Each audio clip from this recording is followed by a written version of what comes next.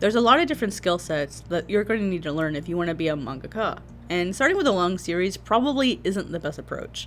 It's really easy to get overwhelmed when you're in so deep and you don't even know what you're doing. So what can you do if you want to practice making manga and you want to start telling stories now, but you don't feel ready on a technical level? Start with one-shots or Yonkoma. Hi guys, and welcome back to my Untitled Diary of a Mangaka podcast, episode 5. My name is Artcrumbs, and if this is your first time here, this is a podcast where I talk about all things manga, both as a creator and a consumer. Things like how to make manga, the indie manga community, and probably eventually I'll start talking about news as well. Today's episode is specifically more about getting started as a creator and what I would recommend as far as a path to get started. Now remember, this is about my personal suggestions based on my own experiences, and it really shouldn't be taken as like a gold standard or rules. It's purely opinion based, and you know what they say about opinions, everyone has one. So what are these mysterious skill sets that you're going to need to learn to be able to make good manga? I've had them separated into 5 different categories, and we'll kind of go over them one by one. But those 5 categories are Kishoutenketsu, Komawari, lettering, technical skills, and how to write well. Kind of important if you're going to tell a story, right? So with the first one, what is Kishoutenketsu? Kishoutenketsu is a 4-part story structure composed of an intro, development, a twist, and conclusion. Notice that I did not say a climax or confrontation, because Kishoutenketsu is unique in the family that is plot structures, where it's not dependent on a conflict. That twist, the 10 portion of Kishoutenketsu, is more about providing, well, a twist, a surprise, a major change in the narrative that's completely unexpected and can completely change the narrative that you've come to know. And then the Ketsu is more of a result of what happens after the twist. It doesn't necessarily have to be fixing anything. It's just, here's the result. Here's what happened after this major change. And that's it. I don't want to go over too much about Kishoutenketsu now because I could talk about it for hours. So what I'm going to do instead is I'll have a dedicated podcast episode for Kishoutenketsu exclusively. And for now, if you would like to keep learning about Kishoutenketsu, I've gathered a bunch of resources that I've put in the description below for you to check out. The next item that we want to talk about really quickly is Komawari. Now, again, what is Komawari? Komawari is more or less sort of like, I like to call it paneling theory, I guess, is sort of like the best way to describe it. And it includes everything from like different panel types to like how you do your page composition. And there's a lot of unique manga terms, and the fact that, you know, they're in the Japanese language that will be really helpful to you. And again, the panel types, a lot of panels have names, just like in Western comics. And there's a lot of panel types that are given names that aren't given names, or like specific titles, I guess, like in Western comics. Like one example would be Mekurigoma and Hikigoma. Mekurigoma is the first panel that you see on a 2-page spread. It's sort of like the reward for turning the page. And then you have Hikigoma, which is basically like polling panel, like the polling frame, which is the very last panel that you see on a 2-page spread. And that panel's responsibility, more or less, is to entice the reader to turn the page, and then when they turn the page, you get the Mekurigoma, which is the reward for turning the page, right?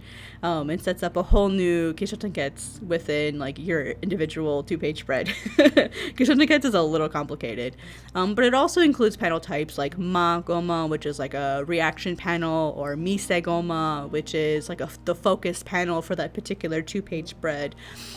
Also words like Naname-goma, Masugu-goma. There's so many different things when it comes to like making manga in different types of panels, but also like page composition. Are you using sandan-gumi? Are you using yondan-gumi? Are you using yonkoma? Which we'll talk about a little bit later. But there's so many different ways to arrange your pages, and that whole sort of art or science or theory, whatever you want to call it, is called Komawari. And it's super fun. Again, I have a bunch of resources linked in the description because I don't want to go too deep into it now, but there's a whole lot of Komawari. And it's something that I love talking about Hisashi-san with when I'm getting like feedback for my name, is I'm like, oh, what about this? What about this? And should I make this Naname-gama? Should I make this Masaku-gama? It's really fun to sort of like get his feedback. If I have like a specific question about a particular sequence, it's really great to be able to use the terms that he's more familiar with. That way, like, he knows more what I'm trying to ask. So it's really helpful. So I would definitely focus on learning some of these terms. The next thing I want to talk about is lettering. Lettering is one of those things that I will absolutely judge you for.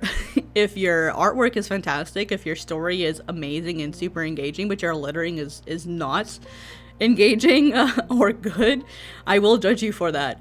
In the sense that lettering can make your work readable or completely unreadable. And I know it seems kind of like something that's really not that important when it comes to making comics and manga, but if you have lettering that's easy to read and it's consistent and it like goes with the page, and it should, like, lettering is art, right?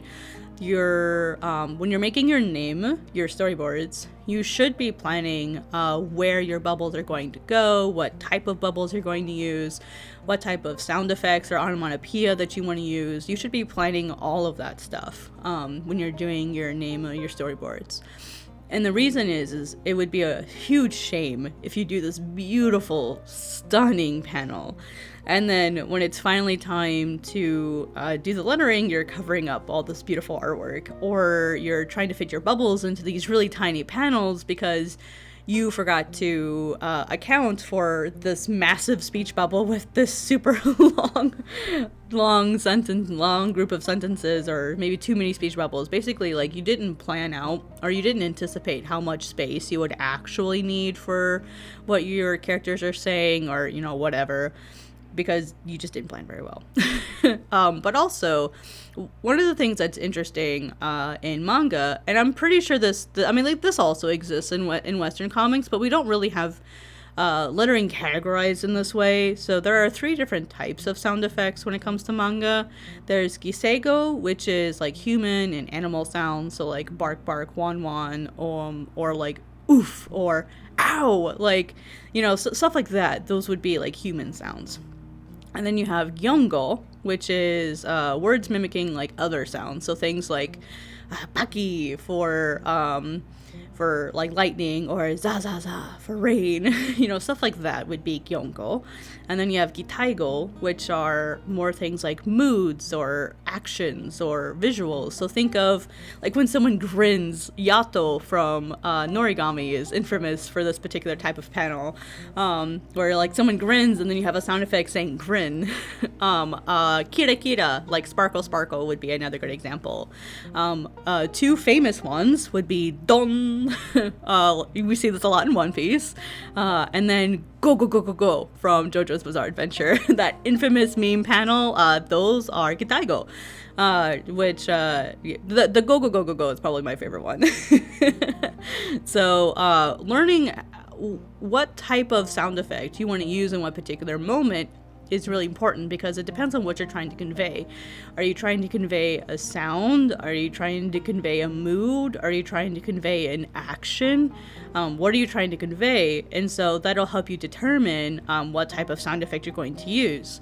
And then if you eventually want to add in Japanese sound effects, there's a whole bunch of rules. Not rules, more like guidelines as far as like how you make the sound. So do you do kira or kira kira? Is it kira or kira gira? Is it sa? Is it za? Is it sha? All of those can be water. You know, like how do you know, do you repeat the sound? Do you change one of the letters because it's a compound word? Like how do you decide all of those things?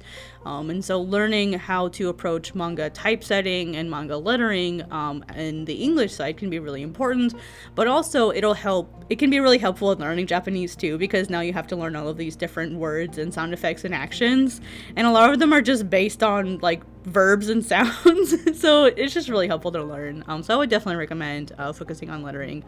And then of course we have like our groups of technical skills. And the technical skills, as I mentioned before, is more of like a collection of general illustration skills that you don't necessarily need to know for manga specifically. But these are skill sets that are really common in manga. And those would be things like utilizing screen tones, hatching and cross-hatching, anatomy, and then things like backgrounds. So with screen tones, screen tones are an interesting thing because traditionally screen tones have been basically like fancy stickers. When you would draw like your manga traditionally and then you want to put in like a screen tone, you would get this like, it's basically like a transparent piece of paper with a pattern printed on it. And you cut out what you need from it, and then you put it on your manga. You put it on the paper, and then what you don't want of the pattern, you can like scrape off using various tools to create an effect. And there's a whole bunch of other resources about that. Like I said, all of these different things I'm going to be adding resources to in my description, like every single one of these, because I'm not going in super in depth into any of these today. And then hatching and cross-hatching is an insanely valuable skill. Today, we're kind of spoiled because we have Clip Studio and we can utilize a lot of the hatching and cross-hatching brushes in there to be able to make things easier. And so if you're doing this traditionally, you're going to have to practice that a lot. And there's a variety of different types of hatching and cross-hatching in manga. In like the Japanese manga world, it's called kakeyami. And so there's a variety of different like types of cross-hatching that you're gonna need to know or that you can utilize in your toolbox to create a variety of different effects. Anatomy is anatomy, right? Like we all need to know anatomy. We all need to be able to draw people, but we also probably should all be able to draw animals. So I know a lot of really great mangaka that cannot draw animals. One of the things that like kind of gets my goat every time I see it, and it's just a personal beef, and it's because I love drawing these things. It's wings. Like when I see a mangaka that cannot draw wings or has assistants that cannot draw wings, I die a little inside. And I know that wings are a really complicated thing and they have like a lot of detail in them typically. So whenever I see a mangaka that can draw wings semi-realistically or pretty realistically, I get really excited. Well, excuse you, Mr. Car in the background. Damn. It's really noisy today. But anyway, so like with wings, it's like a personal beef for me, and also animals. Like I really love drawing animals. I like drawing animals way more than drawing human type characters, and so it kind of is really upsetting whenever I'm like, that's supposed to be a bunny or that's supposed to be a wolf. Like, what animal is this? Sometimes it's like it's just a personal thing. And then backgrounds, everyone's favorite. Just kidding. I mean, it's my favorite. I love backgrounds. I would rather draw backgrounds than people. I have said many times that I would rather draw a rock than a person. And in fact, I can back this statement up because when I was a senior at art school, Ringling to be specific, we had to do like senior portraits, and I didn't want to draw like a person. Like I didn't want to draw me as a person. And so I put my money where my mouth was. And while I was researching for another podcast, I believe it's next week's episode, I found the senior portrait that I did of myself. And it is literally of me as a rock with a hat on it. Here it is. I hope you guys enjoy seeing my senior portrait from my Ringling days. But yeah, I hope you enjoy. I love drawing rocks, and I'm not even kidding. Anyway, so, and then of course, like the last of the 5 skill sets would be like how to actually write. And that kind of goes with the Kishoutenketsu that I mentioned at the beginning. But the reason why I didn't include that with Kishoutenketsu is because you don't have to use Kishoutenketsu if you're going to write. I feel like that's kind of more of like the universal standard.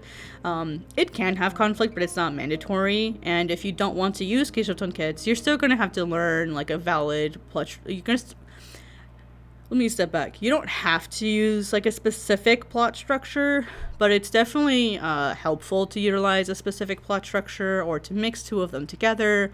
I personally, I mix together Kishoutenketsu with the hero's journey. They line up really, really, really well. I can go over this a little more in detail last time. What? Like, I can go a little more in detail in the future about this, to sort of explain why I mix these two together and why they align so well. But either way, you're going to need to learn how to write. You're going to need to learn how to keep people engaged. Writing is my personal weak spot. It's something I've talked about with Hisashi-san, that writing is kind of the weakest skill that I have, and that's why it took me so many Onami revisions, is because I had a really hard time kind of getting the character development down, and like, how do I want to introduce this, how do I want to show this information.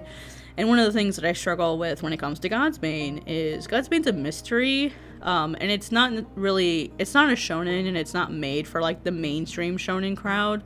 And so sometimes when I'm asking for feedback, it's difficult to understand, okay, is this feedback from someone who reads mostly shonen, and so like their experience in reading manga comes mostly from that? Is this someone who understands the type of story that I'm trying to tell, so I should take this feedback more seriously? It can be really hard to get feedback. I didn't ask for your feedback, Mr. Motorcycle. Anyway, it can be really hard to get feedback when you're making sort of like a non-typical manga, like something that's not meant to be necessarily mainstream. But that's why I like to get all the feedback that I can, and I try to weigh all of them like together as like an average, like, hey, this is the average experience that Godsbane is giving people, and let me make adjustments based on that. So now that we have kind of like this list of different skill sets, what can you actually do to be able to practice using these skill sets while making manga that's maybe like not a super long series, which is what I talked about in my last episode of the Untitled Diary of a Mangaka. So two options that you have are one-shots and Yonkoma. When you're approaching a one-shot, one-shots can be a variety of different page lengths. The most common one that I see, especially when it comes to contests, is like 20 to 50 pages. If you're talking something like SMA, you're limited to a lot less, basically like a chapter in length. I've seen limitations varying from 20 pages to like 37 pages or something. They have like a variety of different like page lengths that they'll offer. If you're not familiar with what the SMA is, it's the silent manga edition. Basically what it is it's a manga contest where you create manga that has no dialogue. And it basically forces you to focus on the show, don't tell aspect of making manga. A lot of people are too reliant on dialogue, and so creating a story without dialogue helps you really practice those strong storytelling skills. And it's a really good option for folks who want to learn about manga, but they want to do something with a smaller commitment. They want to be given a prompt. It's a really great option. Contests in general are a really good option because a lot of them are low commitment stories that you have to make. They're not these super big, long stories you need to make to submit. But overall, when it comes to like starting with a one shot, you'll have things that you'll have to create, like and this is something you need to create for any story, whether it's 1,000 chapters or it's just a short little one shot. And those are things like your elevator pitch and your story / script, your name or storyboards, and then things like lettering and inking and tones and effects. Like when you're making your first one shot, those that's like the variety of steps within the process. And depending on how many pages you have to do each of those things for each of those pages. One of the biggest lessons that I learned when I was making Onami the first time around in 2020 was this is a lot of freaking work. I had 50 pages. I think I had 49 pages the very first time that I did my Onami one-shot in 2020, and it was a lot of work. I completely underestimated how much work 50 pages was going to be. And it's kind of funny because it kind of bit me in the butt the second time around. Like, you would have think that I learned better. But when I was making my Onami one-shot with Viz, I ran into the same problem. I completely underestimated, again, how much work this was going to be. And I think it was mostly because I was also like working my full-time job. I was also taking a class. I actually ended up getting sick twice during the period where I was making like the final pages of the one shot. I ended up having to ask for an extension because I was so ill and could not get out of bed. But also just like there was the pressure of making this particular one shot. And so I don't think that would normally apply to like amateur mangaka who are like making their first one shot only for themselves and maybe aren't submitting it to anything. But again, like you'll have to go over each of those little steps for every single page. And it's a lot of work. But I think what's great about a one shot is you don't have to make this big story. You don't have to think of these crazy complicated plot lines. You know, you can practice Kishoutenketsu and you can make it 20 pages or 50 pages. And I know some of the one shots from Viz are closer to like 60 pages or 70 pages. Ultimately, your one shot can, be technically as long as you want. But the thing is, the one shot doesn't have multiple chapters. So as soon as you have like multiple sections, that's no longer a one shot. I do personally think it's better to stick with a shorter one shot if you can. Because my personal opinion is if you can't handle a short story, if you can't handle a long story. I know a lot of people really don't like it when I say that, but I feel like why would you want to jump into like the 12-foot deep end of the pool if you've never ventured into like the 3-foot end of the pool, especially if you've never swam before? You know what I mean? Like, hey, I've never swum before, let me just go jump into the ocean and I'll be fine.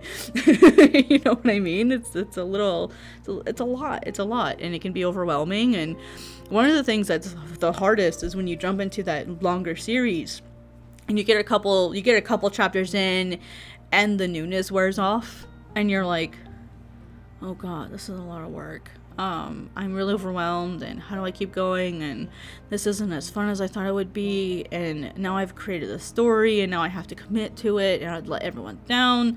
Like, I have run into a lot of people that they thought they loved making manga, and they jumped right into a series right away, and they ended up abandoning their manga. Like, they never finished their comic because they didn't really understand how much work it was going to be. And after they got a couple chapters in, and realized, okay, this is exactly how long it takes to make a page, this is how long it takes to do the process. Like, you go to school or you go to your day job and then you come home and you're tired and you're exhausted and you don't want to have to do this really long story, but you have to because you have to meet your readers' expectations. It's a lot of pressure. And so starting with a shorter story is a lot less pressure because, you know, it's done, it's over with. And if it's something that you end up not enjoying, okay, you did the one story, like you did the short, and then you can move on. You can move on to other illustrations, or maybe you can try Yonkoma, you can try a different format and see if that works better for you. Hey guys, editing Artcrumbs here. I'm such a goober, and I skipped over one of the points that I was going to talk about for the one-shot portion. A lot of our favorite mangaka started with one-shots. In fact, like Akira Toriyama has a whole collection of them called Akira Toriyama's Manga Theater. And even, like, you know, like Fujimoto has a bunch of one-shots. Even, like Togashi from, like, you know, Hunter x Hunter and Yu Yu Hakusho also did a bunch of one-shots. Naoko Takeuchi, Sailor Moon also had a bunch of one-shots. Like, a lot of our favorite mangaka started with one-shots. Like, that was how they learned. They submitted these to publishers. The one-shots either got published or they didn't get published, and if they performed well, like, then those got a series. Even, like, My Hero Academia by Horikoshi was originally a one-shot. Naruto was originally a one-shot. All of these big publishers started with one-shots. And so I don't think it's really that unreasonable to expect those of us in the West who are also trying to be mangaka to also start with one-shots. Like, there's a reason that system is used, and there's a reason that system works. So yeah, just wanted to drop that little note that because I was a complete goober and completely skipped over it in my notes. So sorry, and back to the normal content. Speaking of Yonkoma, if you don't know what Yonkoma is another option that a lot of beginner mangaka will start with, and it's a 4-panel manga, with each panel being part of the Kishoutenketsu structure, Kishoutenketsu. And sometimes you'll see Yonkoma books with, like, Goodbye Eri is one of these, where you'll have, like, you'll have 4 panels per page. And then if you read other Yonkoma, like Hiromu Arakawa's 4-panel comics, you can have like 2 sets of 4. So basically you'd have like a Yondangumi setup where you'd have 2 columns of 4 panels. Sometimes they're like a continuous story. There's one particular one where I believe it's at 30 I realized I had no gender, or why I adopted my husband, and they're also done in like a 4-koma format, but they're done with like 2 sets of 4-koma on a page. And so between the 2 pages, you'd have, let's see, you'd have 16 panels. So there's a variety of different options in how you can utilize Yonkoma, and some of the more famous Yonkoma, like I said before, would be Goodbye Eri, K-On!, Hiromu Arakawa's The Complete 4-Panel Comics, Bochi Rock, and one of my, like 2 of my favorites that I'm actually kind of enjoying right now is Kuma to Tanuki and Mononofu. And I think they're adorable. I love reading stories about animals, and so Kuma to Tanuki is like really, really cute, and I'm really, really enjoying it. It's adorbs. It's basically about like a bear and like a tanuki that just, they're friends and they get in trouble all the time. I think it's really adorable. But if you're really overwhelmed with like Komawari and how do I lay out panels, I don't want to practice, I don't want to have to think too hard about like my panel structure right now, you can go with Yonkoma, because you've got a few basic like layout options, and you can just pick which one you like the most and just go with that.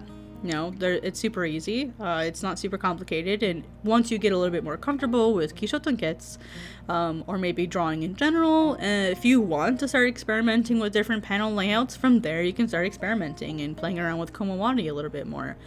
And the whole problem with starting a longer series overall, to sort of like move on, is it can be really overwhelming to try to learn so many different things while you're also trying to learn how to make a good story. Manga is a large set of different skill sets that you're going to have to learn.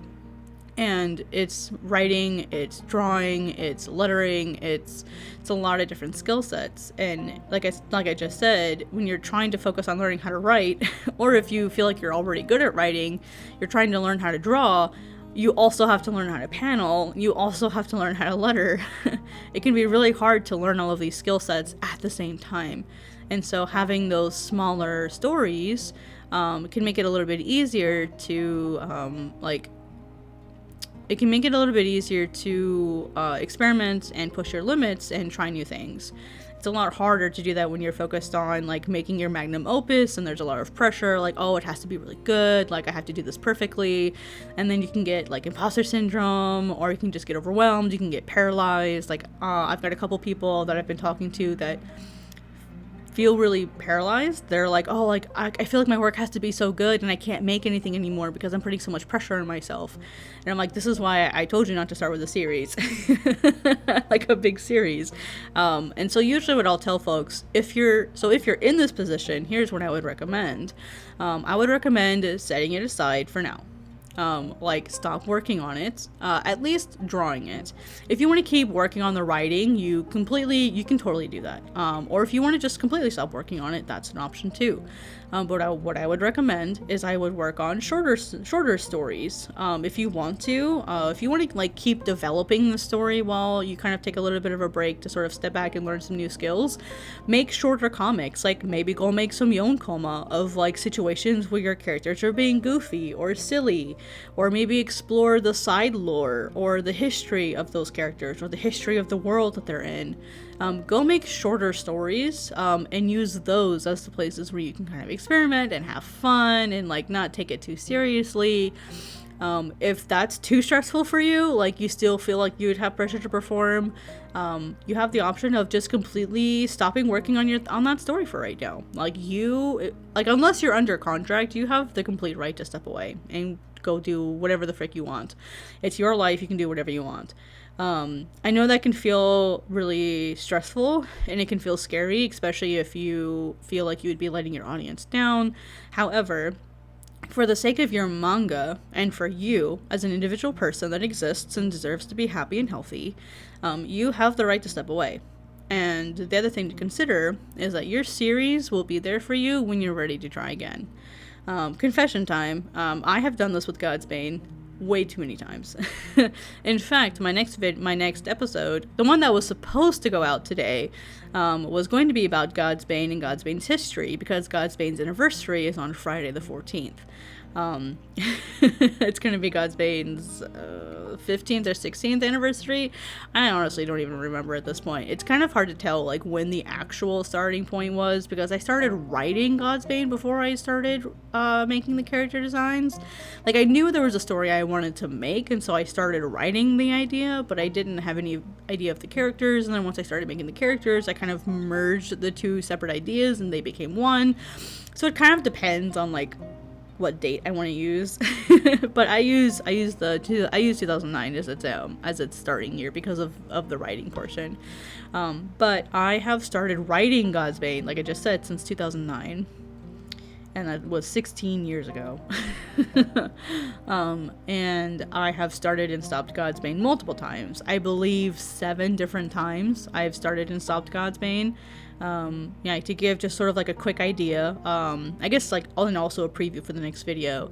I had my animation version. Godsbane was initially only going to be like a 4.5-minute animation, and that was it. But it evolved into like a Western comic, a vertical comic, and then a manga that read left to right, that was drawn completely on paper traditionally with traditional screen tones. And then it turned into a digital manga that was right to left but had Japanese sound effects. And then it turned into a digital manga that was right to left that had English sound effects, and the character designs completely changed. And then it completely changed who my main character was. So Godsbane has gone through a lot of different iterations, and there was a point where I had to step away for about 3 years. And that was between 2005 and 2018. I basically stepped away for a couple years. I did an internship with Tokyo Pop, and then after I left Los Angeles, after the internship was over, I went back to South Dakota, where I was living at the time. And then I took another break for, I think about, goodness gracious, I think that was about another 3-year break. I kept working on the story, and I kept like trying to figure out what I wanted to do with the artwork, and I did a couple pages as experiments, but I didn't really commit to anything. And then Onami happened in 2020, and then in 2021 was when I finally felt ready to approach Godsbane again. I called it Ghost Child, and then started working a little bit more with it. I did a couple pages. I don't know if I finished chapter 1. I don't think I did. And then I started over again in 2022, and then I did chapter 1 and chapter 2 over the course of 2022 and 2023, and then 2023 is when I went to get my Viz portfolio review, got some feedback, and then I ended up starting all over again, which is the version we have now. So I've had so many different iterations of it, and I really regret that I didn't just hold off on it. I really wish that I would have done more one-shots and done more like short stories. I did a lot of writing. Like, I have like 14 short stories that go with Godsbane that are in the same world, that are on the same island, and Onami is one of those stories. Onami is part of the greater lore that is Godsbane. And yes, you will see Pon in Godsbane. He'll be much more mature, and he's grown up quite a bit. But like, he's in there, and that was one of the things that I did to take a break from Godsbane. Like, 2020 was kind of when I realized that I felt really overwhelmed by Godsbane, and I needed to take a break and focus on like learning how to write. And then I made Onami, which like didn't even make it past the first round of the Jump Tezuka contest. Funny how that worked out. And I mean, look at Onami now. So it was worth it for me to take that break and make a story that I was really passionate about, and making Onami really iterated to me how out of my depth I was. I really learned that, oh my gosh, I don't have a lot of these skill sets. And that was when I started learning about Komawari and Kishoutenketsu, because I was like, man, I really need to get better at making manga.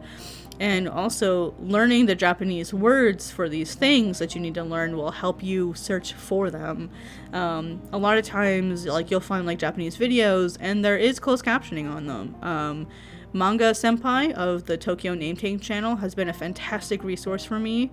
A lot of his stuff is closed captioned, and he also he uses subtitles.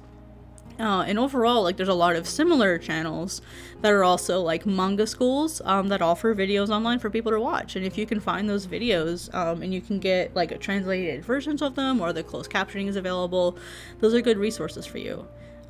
Anyway, we'll move on to the questions. I promise they're not too long. So, the first question, have you ever made a one-shot? I'm pretty sure I asked this one last time, now that I think about it, but I'd love to hear your answers again. Obviously, I've made a one-shot. I've actually made multiple one-shots, but most of them ended up being abandoned at various phases. Interestingly enough, Onami is the only one that I actually finished. As far as, like, I took it from writing to name to, like, finished pages. Most of the one-shots that I've made didn't get past the name stage, and a good chunk of those that made it to the name stage, a good chunk of those that did not make it to the name stage didn't even make it fully through the writing stage. Like, I was still in the writing stage because I make scripts. I didn't quite finish them, but I would really love to work some more on those now that I'm kind of in, I guess, like, my one-shot era. I would really love to work more on those stories, and I think, like, a lot of times I just lost interest, or I felt really overwhelmed with what was going on in my life at the time, because, during the pandemic, I still had to work. In fact, I had to get a second job because my primary job was considered essential, but they still cut back our hours. And I didn't get extra money from my company to keep me afloat during that time. So, I had to get an extra job, and our government in South Dakota, basically pushed back on the funding for the people that lost income. She gave the money back to the US government because she's like, oh, we don't need that. So it was a really hard time, and during the pandemic for me, because I had to get extra work, and so I was writing all these short stories to try to be a little bit less stressed, because I just couldn't focus on Godsbane at the time. But I would work on the one shot for a little bit, and then I would get distracted or get bored, and then go back to working on Godsbane. And so I had this weird time in my life where I was kind of bouncing between a whole bunch of different stories, and so I didn't really make a lot of progress on anything. The next one-shot that I'm going to make with Viz, though, is one of the stories that I started forever ago, and I'm really excited to work on again. This one I actually wrote in middle school when I was 12, so I'm really glad that I kept that one sort of in my repertoire of story ideas.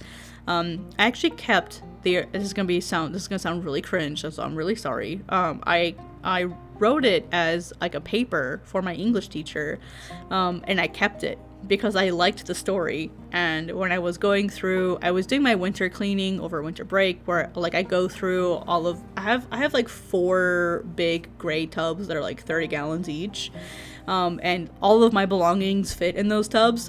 I don't have a lot of things. I try to live pretty minimalist lifestyle, and I found the folder that homework was in, and so when I opened it and saw that old story, I was like, oh my gosh, I remember this story, I remember writing it, and I'm like, this sounds so much fun now. I have the skills that I could probably do this justice. And so basically what I'm doing is I'm taking that story and I'm making it my one-shot. I think it'll be really fun. I hope everyone will really enjoy it, and Hisashi-san thinks it's a fun idea, so I'm gonna do it. And the next question is, do you find it easier to start shorter or longer series? And the reason why I'm asking this is I think it's fun to talk about, or to step back and think about what types of stories you tend to make. I tend to make longer stories, and I find shorter stories more difficult. I did get pretty good marks when I was in school, in my English classes for making short stories.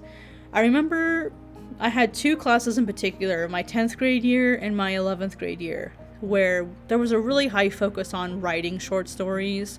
What we would do is we would read these classic novels. We read Brave New World, The Flags They Carried, Oedipus. We read all these classics, right?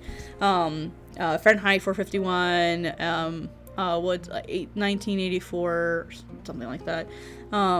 I forget what the year was in that particular. Hopefully you guys know which one I'm talking about.